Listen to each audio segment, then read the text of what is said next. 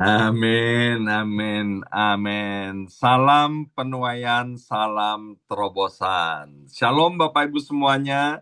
Selamat hari Minggu ya. Senang sekali hari ini 14 September 2025 boleh menjumpai kembali Bapak Ibu baik yang ada di ruangan Zoom maupun yang ada di YouTube channel dari Gereja BMC New York.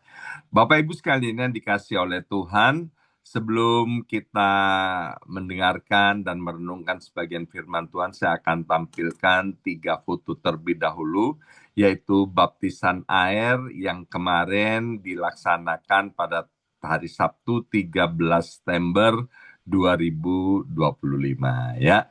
Ada 7 saudara-saudari kita yang dibaptis dan ini dihadiri oleh keluarga dan teman-temannya ya.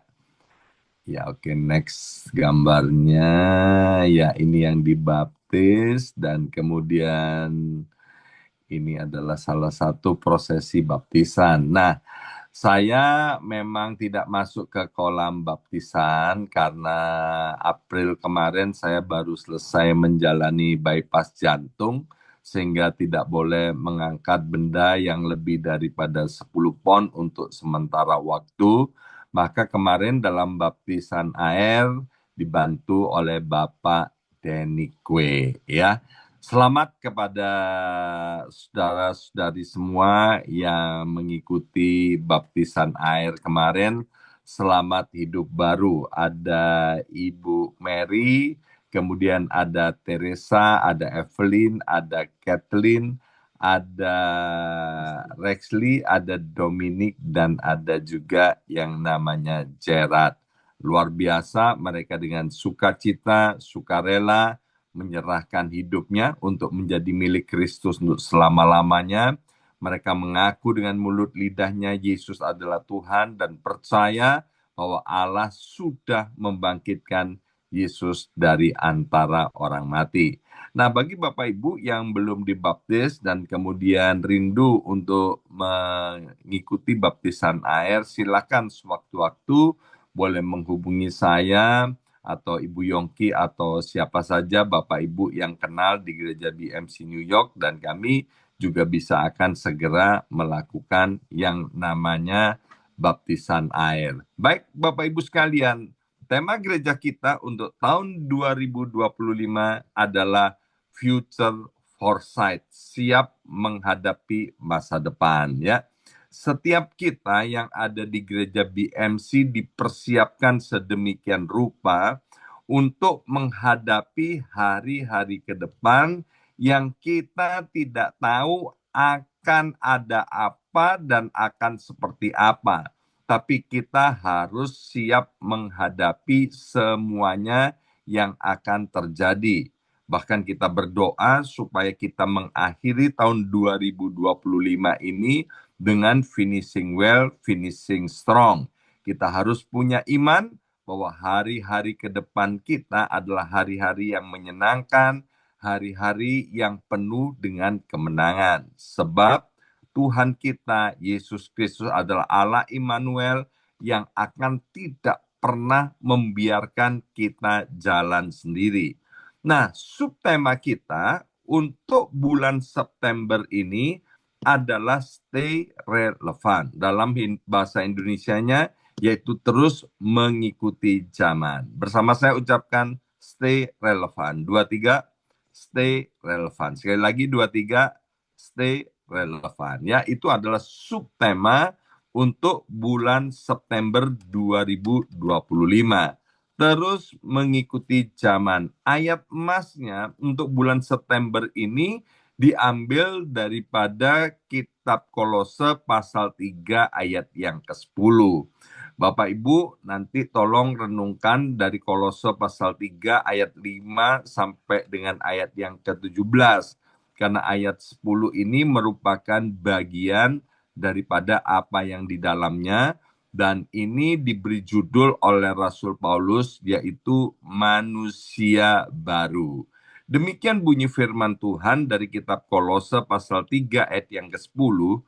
Dan telah mengenakan manusia baru yang terus-menerus diperbaharui. Perhatikan kata terus-menerus diperbaharui untuk memperoleh pengetahuan yang benar menurut gambar kaliknya. Dalam terjemahan bahasa Inggris GNT-nya dikatakan constantly renewing, ya. Nah, mengapa kita perlu terus-menerus diperbaharui? Bapak Ibu sekalian, dari beberapa terjemahan dikatakan agar kita dapat memahami Kristus dengan lebih baik lagi, maka kita perlu terus-menerus diperbaharui supaya kita ini, setiap kita itu semakin serupa dengan Kristus, menjadi semakin serupa dengan Sang Pencipta langit, bumi, dan semesta alam ini. Maka hari ini saya beri judul renungan saya, yaitu relevan dan berdampak. Bersama saya ucapkan relevan dan berdampak. Bapak Ibu sekalian, kita harus hidup terus mengikuti zaman, ya, mengikuti perubahan zaman, tetapi kita harus tetap relevan di hadapan Tuhan dan juga di hadapan sesama manusia. Bagi Bapak, Ibu yang punya waktu, nanti tolong dengarkan khotbah daripada Evangelis William Renner beberapa hari yang lalu di doa fajar. Itu bagus banget, ya. Saya sangat diberkati dengan apa yang telah disampaikannya, ya. Salah satu yang bisa kita lihat, coba lihat tuh potongan rambut daripada William Renner, ya. Disesuaikan dengan anaknya yang sudah remaja itu, sehingga orang Hokkien bilang begini, taumengnya dibuat lekiu-lekiu, ya, rambutnya dibuat bergelombang seperti anak muda supaya dia tetap relevan. Tapi lebih daripada itu, Bapak Ibu sekalian, silakan sekali lagi dengarkan khotbahnya yang sangat bagus di doa fajar. Nah, Bapak Ibu sekalian, saya percaya setiap kita punya yang namanya smartphone atau ponsel pinter, ya. Nah, bila mana kita punya smartphone, kemudian softwarenya, entah itu iOS, entah itu Android, kalau tidak diperbaharui atau tidak diupdate, Bapak Ibu sekalian, maka lama-kelamaan aplikasi yang ada di dalamnya menjadi lambat dan sistemnya menjadi error. Dan akhirnya tidak bisa dipakai lagi, tidak relevan. Padahal mungkin gadgetnya atau ponselnya atau smartphone-nya itu secara hardware-nya masih sangat bagus, kinyis-kinyis. Tetapi karena tidak pernah diperbaharui, maka kemudian ponsel atau gadget itu menjadi usang.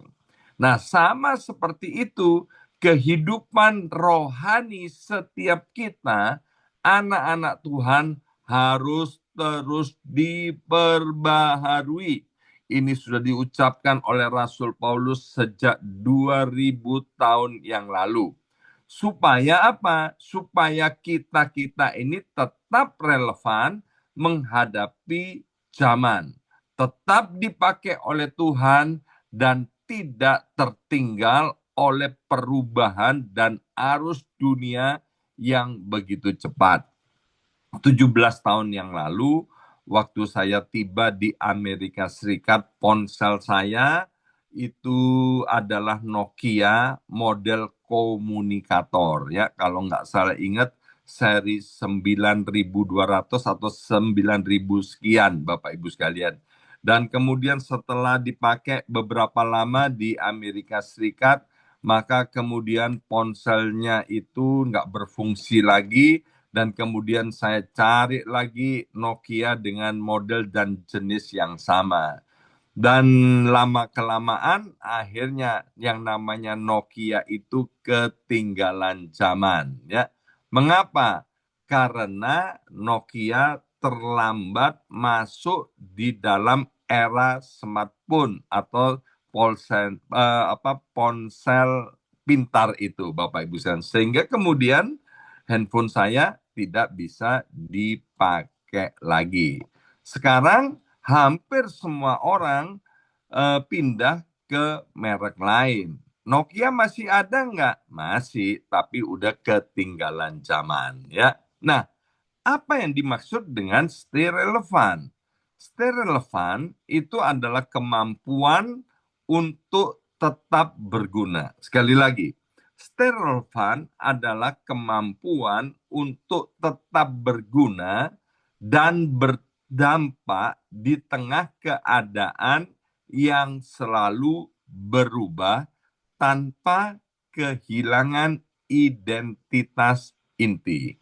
Maka ada 4 komponen utama yang namanya stay relevan. Bersama saya ucapkan ada 4 komponen utama. 2, 3, ada 4 komponen utama. Yang pertama yaitu tetap berarti, yang kedua fleksibel dan adaptif, dan yang ketiga memegang nilai inti, dan yang keempat memberi dampak nyata. Ya, 4 hal ini harus menjadi komponen utama untuk segala sesuatu dan juga untuk setiap kita anak-anak Tuhan agar supaya stay relevan ya. Beberapa tahun yang lalu ada seorang jemaat, dia cerita, dia kerja sebagai sushi chef di restoran Jepang, saudara. Dia bilang, "Pastor, ini pastor tahu nggak harga pisau untuk buat sushi ini berapa?" Saya bilang, saya nggak tahu, ya kan? Karena memang saya nggak pernah tahu tentang harga sebuah pisau.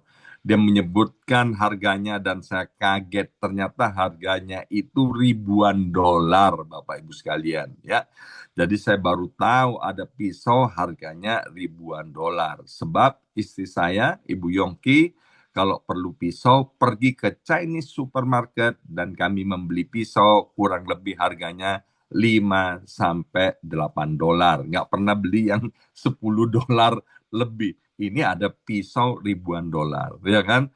Dan kemudian teman ini dia cerita, ini pisau merupakan warisan dari nenek moyang. Kakek saya dulu juga sushi chef, kemudian diturunkan kepada papa saya, dan sekarang dipakai oleh saya. Jadi pisau ini udah umurnya puluhan tahun. Tapi karena pisau ini dirawat, dijaga, dan terus diasah sehingga tetap tajam dan berfungsi maksimal, maka pisau itu tetap disebut stay relevan karena dapat dipergunakan. Ya, saya ini tinggal di desa waktu di Indonesia, masa kecil saya dihabiskan waktu-waktunya di sebuah desa, Bapak Ibu sekalian. Nah, pada zaman saya, itu saya memakai penerangan salah satunya lampu serongking, Bapak Ibu sekalian. Mungkin sebagian daripada kita sudah tidak mengenal lampu itu. Ya. Jadi kalau udah menjelang senja, maka lampu itu dipompa dan kemudian keluar terangnya, Bapak Ibu sekalian ya. Dan kadang-kadang juga ganti pakai lampu tempel atau lampu minyak ya. Itu zaman dulu. Sekarang lampu udah pakai listrik, bahkan juga pakai tenaga matahari. Dan teknologinya udah bukan seperti zaman itu, tapi teknologinya LED. Fungsinya sama, sebuah lampu yaitu memberi terang. Tetapi yang berubah itu metodenya. Misinya tetap sama. Itulah yang disebut stay relevan. Jadi lampu itu tetap relevan sampai hari ini. Pada zaman itu, masa kecil saya ingat sekali saya disuruh oleh mama saya pergi ke sebuah toko untuk membeli garam. Dan garam itu bentuknya kotak-kotak, Bapak Ibu sekalian ya, seperti sekian ini saya masih ingat banget. Kemudian setelah datang pulang ke rumah membawa garam itu, maka garam itu mulai diremukkan, dihancurkan, dipakai sedikit-sedikit untuk mencampur makanan Bapak Ibu sekalian ya. Nah, yang namanya garam mulai zaman dulu sampai hari ini itu tetap relevan, dipakai untuk memberi rasa dan juga mencegah pembusukan. Dulu bentuknya kotak-kotak, hari ini bentuknya sudah halus dan kemasannya dibuat menjadi amat sangat menarik. Padahal kalau kemasannya tidak dibuat amat sangat menarik, kita tetap membutuhkan yang namanya garam. Bicara soal sekolah, dulu kalau pergi ke sekolah itu harus datang ke sekolah, masuk ke ruang kelas. Tetapi zaman sudah berubah sejak COVID-19 berubah begitu cepat Bapak Ibu sekalian. Orang pergi ke sekolah tidak harus masuk sekolah, tapi sudah bisa mengikuti sekolah secara online. Misinya sama, yaitu memperlengkapi orang-orang itu menjadi murid, tetapi caranya yang berbeda mengikuti situasi, kondisi, dan perkembangan zaman. Itulah yang disebut dengan stay relevant. Beberapa jemaat Tuhan yang ada di gereja BMC ini belajar vokal ya, sekolah vokal, tapi gurunya ada di Indonesia ya. Mereka belajar secara online cara menyanyi, dan saya pernah mendengarkan dan menyaksikan bagaimana anak-anak ini ya, beberapa pelayan Tuhan di gereja BMC ini belajar vokal secara online. Jadi yang namanya sekolah itu stay relevan. Jam tangan. Ada teman dari Indonesia kalau datang ke New York ya selalu mengajak saya untuk pergi ke toko jam dan dia membeli jam ya, dia membeli jam tangan ya. Saya heran juga setiap tahun dia beli jam tangan yang sangat mahal ya. Teman bilang bahwa jam tangan ini kemudian disimpan, ini bentuk investasi. Nanti beberapa tahun lagi, maka jam ini harganya jadi mahal banget. Bapak Ibu sekalian, ada jam tangan yang klasik yang usianya udah puluhan tahun, tetapi tetap dipakai sampai sekarang. Bukan karena teknologinya yang modern, tetapi karena kualitasnya yang terjaga. Bahkan harganya itu tidak masuk akal Bapak Ibu sekalian. Itulah yang disebut dengan stay relevant. Demikian pula kehidupan orang percaya Bapak Ibu sekalian. Jika kita mau mengizinkan Tuhan untuk terus memperbarui hidup kita melalui kuasa daripada Roh Kudus, maka percayalah kita ini tidak akan usang, melainkan kita tetap relevan untuk menjawab tantangan di setiap zaman. Alkitab berkata, biarlah kamu menjadi garam dunia, menjadi terang dunia. Kita harus tetap relevan Bapak Ibu sekalian di setiap aspek kehidupan kita. Baik itu di dalam keluarga, di dalam pekerjaan, dan juga di dalam kehidupan secara rohani. Nah, bagaimana agar kita bisa stay relevan, hidup kita terus mengikuti zaman, tetapi di saat yang bersamaan hidup kita juga relevan di hadapan manusia dan memberi dampak. Yang pertama, kita harus mematikan dan membuang segala sesuatu yang duniawi dan kotor. Yang pertama, kita harus mematikan, perhatikan kata mematikan. Dan selanjutnya, membuang segala sesuatu yang duniawi dan kotor. Kolose pasal 3 ayat 5 sampai dengan ayat yang ke-8. Kolose pasal 3 ayat 5 sampai dengan ayat yang ke-8. Karena itu matikanlah. Bersama saya ucapkan matikanlah. 2, 3. Matikanlah. Lebih keras lagi 2, 3. matikanlah. Karena itu matikanlah dalam dirimu segala sesuatu yang duniawi, yaitu percabulan, kenajisan, hawa nafsu, nafsu jahat, dan juga keserakahan yang sama dengan penyembahan berhala. Ya, perhatikan, ayat ini bilang, karena itu matikanlah dalam dirimu segala sesuatu yang duniawi. Orang agama lain berusaha mematikan orang lain, ya, yang kelihatannya duniawi, nggak sesuai dengan alirannya, kalau bisa dibunuh, ditembak mati seperti Charlie Kirk itu, ya, karena nggak sesuai dengan keinginan orang lain, maka Charlie Kirk itu kemudian dibunuh. Nah, Alkitab bilang yang harus dimatikan itu yang ada di dalam diri kita masing-masing, bukan di dalam diri orang lain, bukan di dalam istri kita, bukan di dalam diri anak kita, bukan di dalam diri orang tua kita, bukan di dalam diri para pemimpin yang kita suka atau tidak suka. Yang harus dimatikan yaitu di dalam diri kita masing-masing segala sesuatu yang duniawi. Ayat 5 dengan jelas berkata, segala sesuatu yang duniawi itu sumbernya adalah penyembahan berhala. Bersama saya ucapkan penyembahan berhala. 2, 3, penyembahan berhala. Apa itu penyembahan berhala? Penyembahan berhala adalah segala sesuatu yang bukan Tuhan yang nomor satu, utama, dan pertama. Itu disebut penyembahan berhala. Ya, ketika kita tidak menjadikan Tuhan itu nomor satu di dalam hidup kita, maka akan timbul yang namanya percabulan, kenajisan, hawa nafsu, termasuk nafsu jahat, dan juga keserakahan. Ayat yang keenam.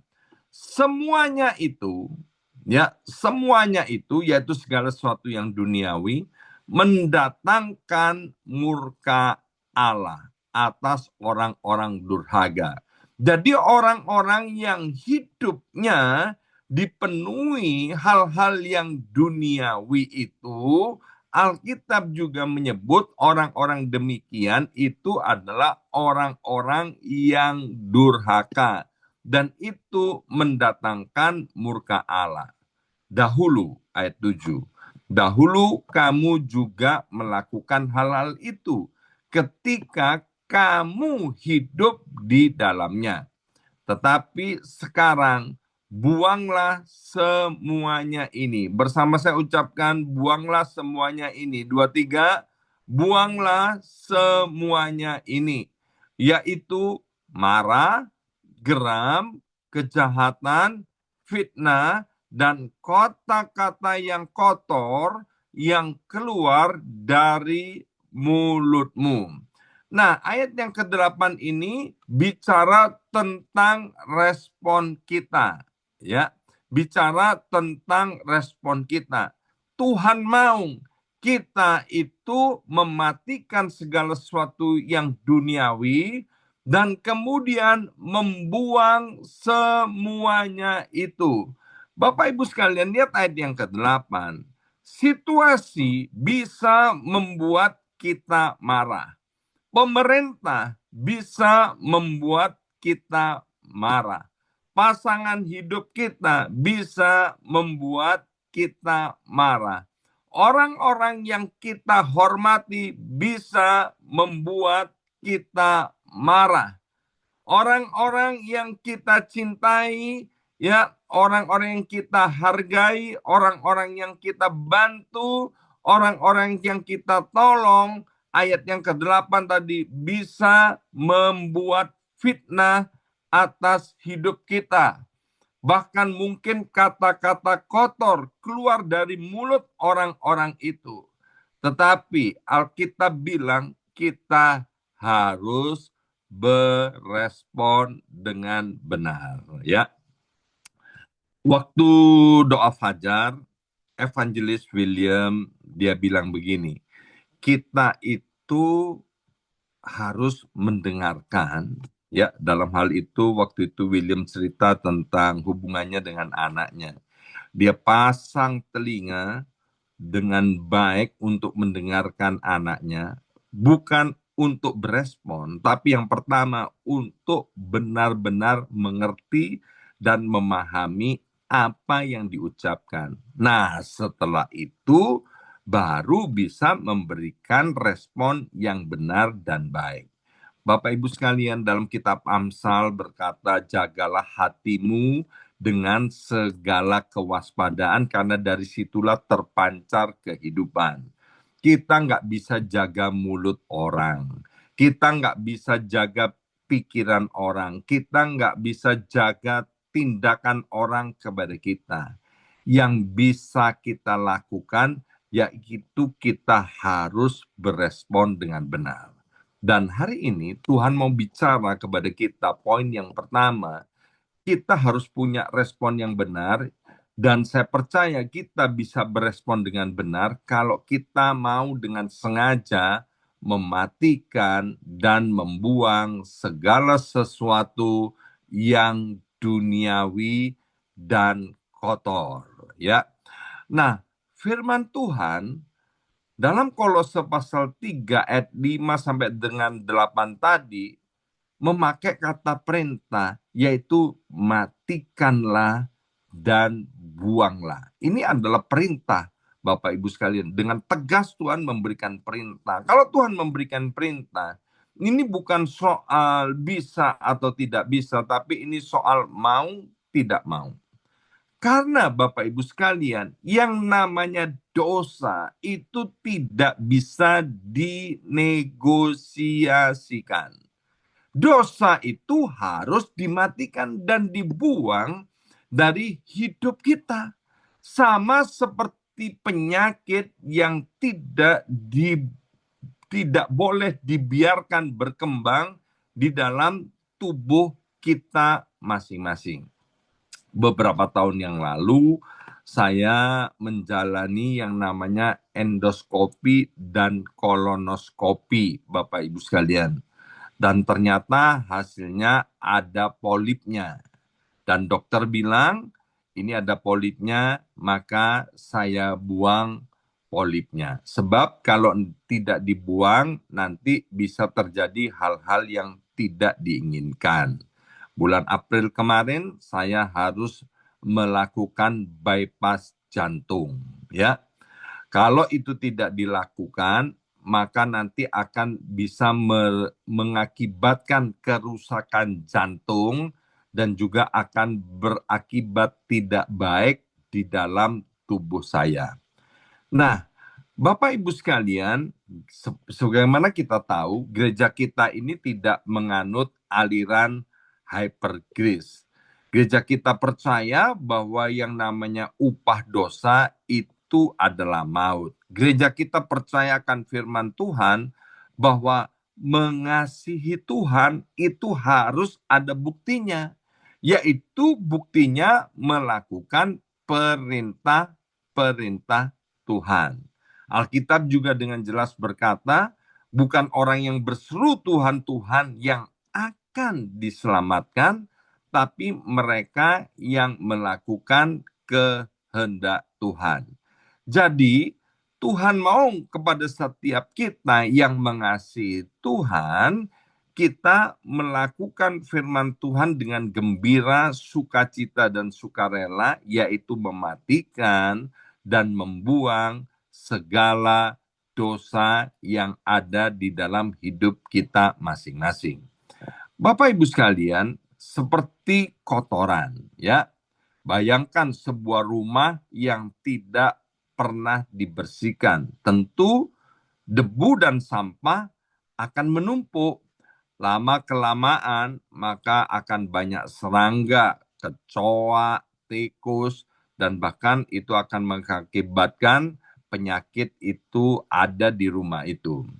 Rumah yang bagus pun akan berbau busuk karena pemiliknya tidak rajin membuang kotoran, ya. Beberapa waktu yang lalu saya membaca beberapa artikel yang berbeda tentang orang yang mana dia punya apartemen, ada orang yang sewa apartemen, tapi membiarkan kotoran itu ada di apartemennya. Sehingga kemudian apa? Mengganggu tetangga-tetangganya.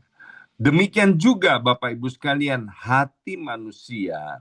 Alkitab bilang tadi ada yang namanya kepahitan, ada yang namanya dendam, ada yang namanya hawa nafsu, ada yang namanya keserakan.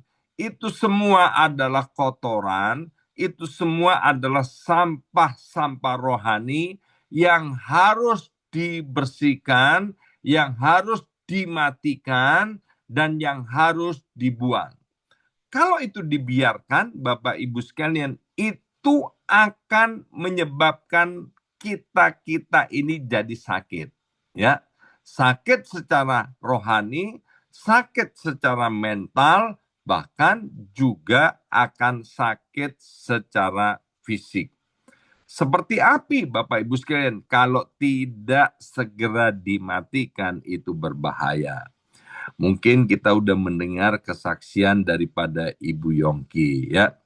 Ibu Yongki ini paling teliti soal yang namanya api ya. Kompornya udah dimatikan belum? Ya kan? Tadi malam juga sebelum tidur, yang tolong lihat lagi yang aku nggak yakin nih tadi api di kompor udah dimatikan. Nah, di rumah kami juga suka pakai lilin. Lilin yang menimbulkan aroma bau yang wangi, ya kan? Maka untuk memberikan rasa aman kepada Ibu Yongki, saya juga secara rutin ya sebelum meninggalkan rumah maupun sebelum tidur kami memeriksa kompor dan juga lilin itu, juga memeriksa colokan untuk setrikaan, Bapak Ibu sekalian. Jangan-jangan ada yang kelupaan ya. Sebab kalau sampai dibiarkan, api yang kecil itu bisa membakar sebuah rumah. Bahkan kita dengar kebakaran-kebakaran yang terjadi, baik yang ada di West Coast atau Kanada, itu dimulai dari api yang kecil, yang kemudian karena tidak dipadamkan, maka menyebabkan kebakaran hutan yang besar, sehingga mengakibatkan kerugian yang besar. Demikian juga dengan dosa, Bapak Ibu sekalian. Kalau dosa itu disimpan, maka itu akan membakar hati orang yang menyimpan dosa itu. Pikiran yang kotor yang dibiarkan itu akan menghancurkan yang namanya moral.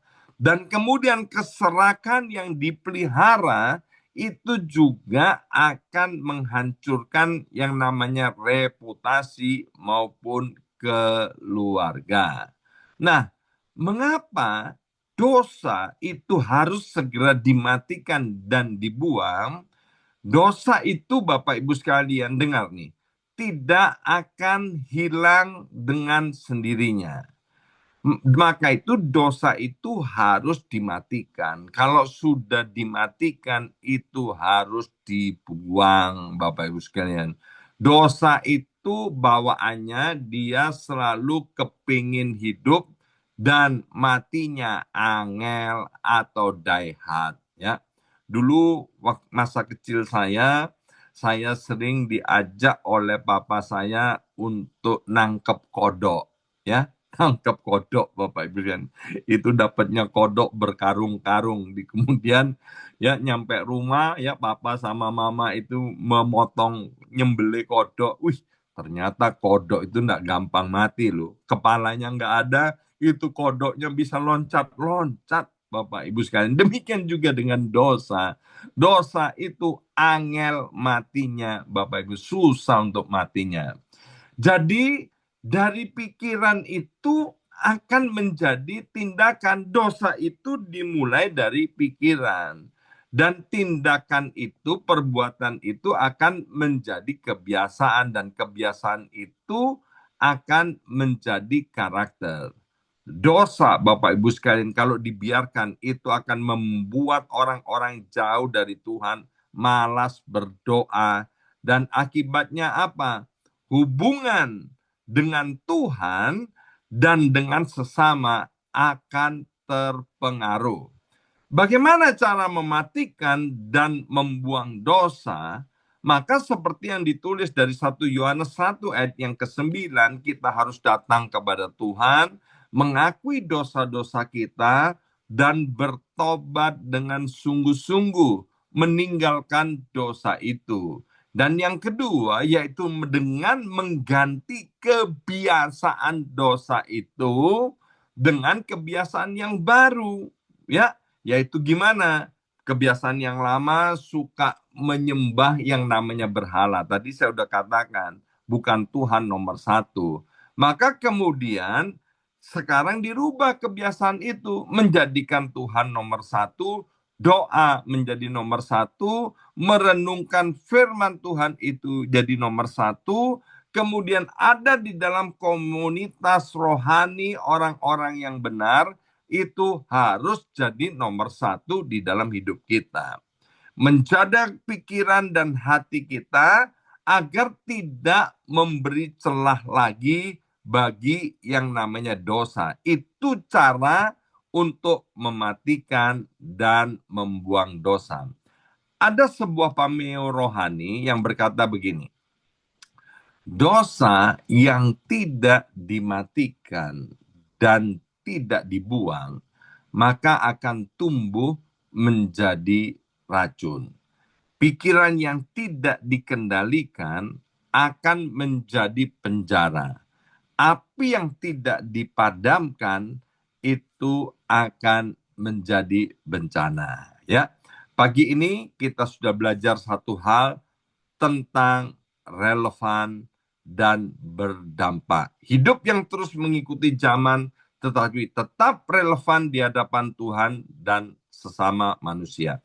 Nanti sore saya akan sampaikan dalam ibadah onsite bagian yang kedua dan bagian yang ketiganya. Mari kita berdoa.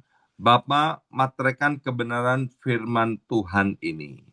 Kami percaya Engkau mengasihi kami semua, baik yang ada di ruangan YouTube maupun yang ada di ruangan Zoom. Adalah kehendak-Mu agar kami semua stay relevan. Dan hidup kami memberikan dampak Tuhan yang positif, dampak yang baik, menjadi garam dan terang di dalam komunitas di mana Tuhan tempatkan kami. Hidup kami memberikan dampak yang baik dan positif kepada keluarga kami, kepada teman-teman kami di gereja, bahkan di marketplace di mana Tuhan tempatkan kami. Maka itu Bapa, biarlah seperti apa yang kami dengarkan hari ini, dengan kekuatan dan pertolongan daripada Roh Kudus, kami mau dengan sengaja untuk mematikan dan membuang segala sesuatu yang duniawi dan kotor yang ada dalam hidup kami. Dan kami percaya hidup kami tidak akan pernah sama lagi. Terima kasih Bapak. Dan kami juga mau serahkan ibadah onsite nanti sore ke dalam tangan-Mu. Berkati ibadah anak-anak sekolah minggu secara onsite, ibadah youth maupun ibadah raya di gereja Regopak jam 6 sore nanti. Dan sebelum kami akhiri, mari Bapak Ibu sekalian angkat kedua belah tangan kita, arahkan wajah kita ke sorga. Terimalah dengan iman, berkat dan rahmat dari Allah Bapa yang mencintai dan mengasihi kita semua, dimanapun kita berada. Melalui Putra yang tunggal Yesus Kristus dan persekutuan yang manis dengan Roh Kudus-Nya, Tuhan membukakan tingkap-tingkap langit. Tuhan mencurahkan segala berkat berkelimpahan ke dalam hariban kita. Tuhan memberkati kemana saja kita keluar dan masuk. Tuhan memberkati rumah tangga dan keluarga kita. Tuhan memberkati usaha dan pekerjaan kita. Tuhan memberkati kesehatan setiap kita. Tuhan memberkati pendidikan anak-anak kita. Bahkan apa yang kita rindukan, percayalah, akan segera menjadi kenyataan di dalam nama Yesus. Yang percaya terima berkat ini dengan iman, dan dalam nama Yesus katakan amin 3 kali. Amin. Amin, Amin.